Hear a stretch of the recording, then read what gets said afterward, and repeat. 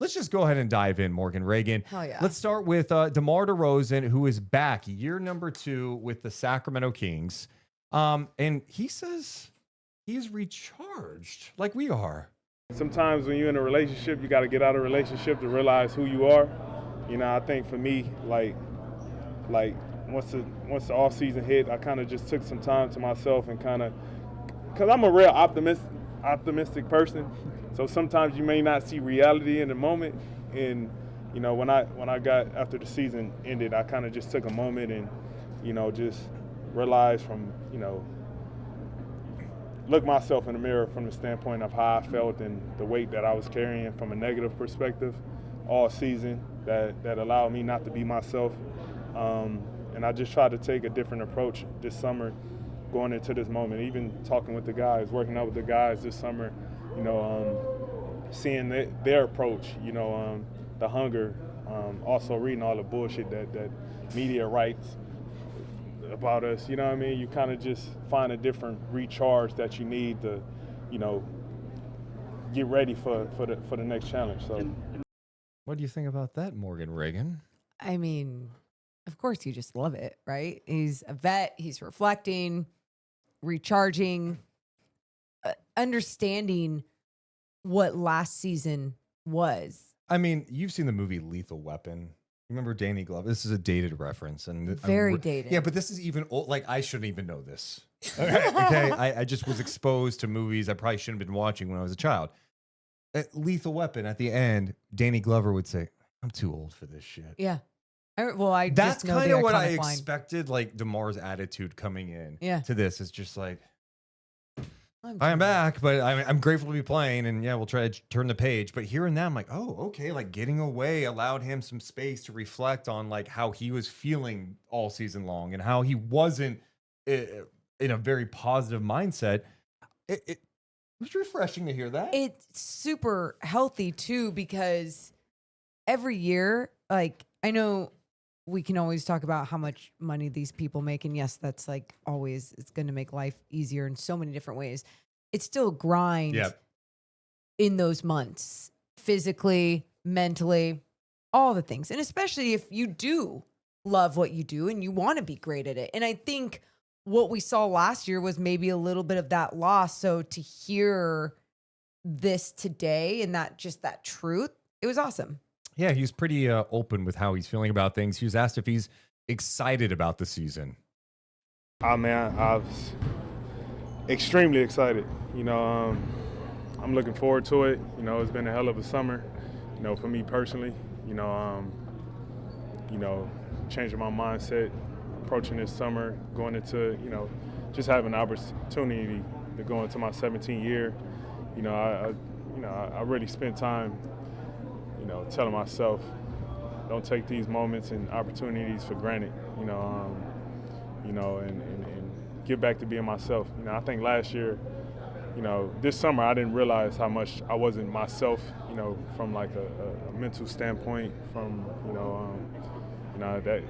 so the best version of me really wasn't there, and the approach that I took this summer was, just kind of like refining myself coming into this season, understanding, the opportunity that's, in front of us all, and don't take it for granted. Go out there, be myself, be my fun, competitive self, and go out there, and compete.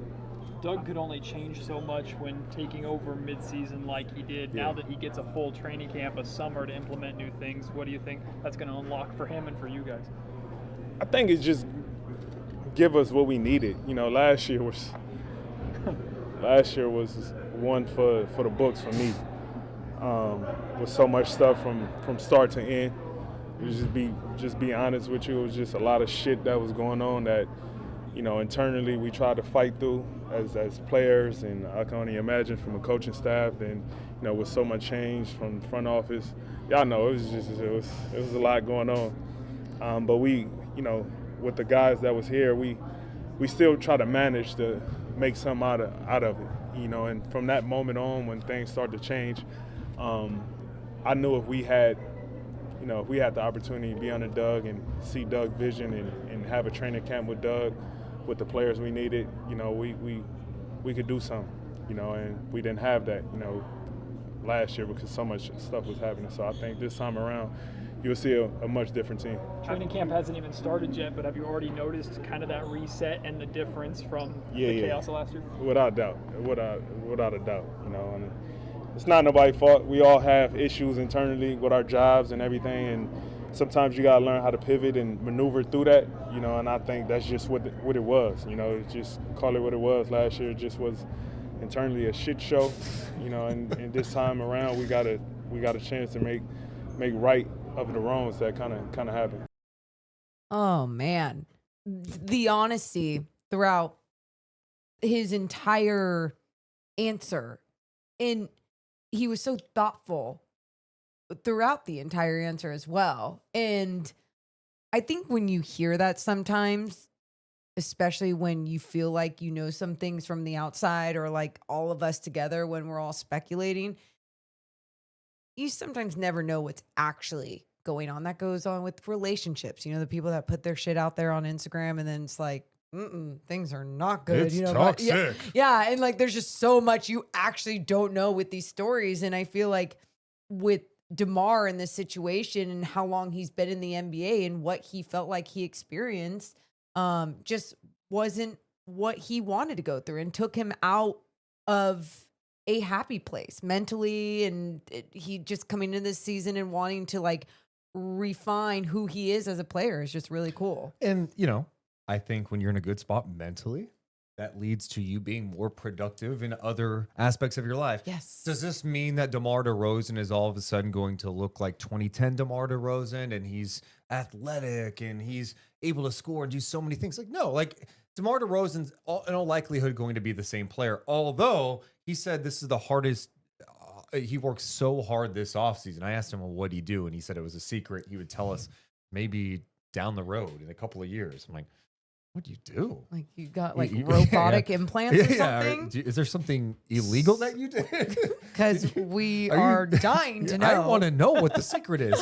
And I guess that's my larger thing with the Kings in general is the weaknesses that they had even at the start of last year are kind of like the same weaknesses that they have now, which means they're a very flawed team. Last year, we all look at it, DeMar included, and call it, it was a fucking shit show. Oh my God. Like, it was depressing. Yeah. There was no identity. There was no togetherness. It was just drama. Nothing that anybody wanted to connect with at all. No. And so that team still somehow was able to limp to a play-in spot and win 40 games. Crazy. So I think there's like, in some way, that's where from an optimistic standpoint, you go, look, I know this team's not a world beater. I know this team has flaws.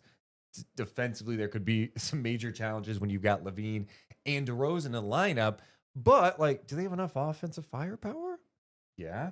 Do they have some defensive pieces on the team with Keon and Keegan and Dennis?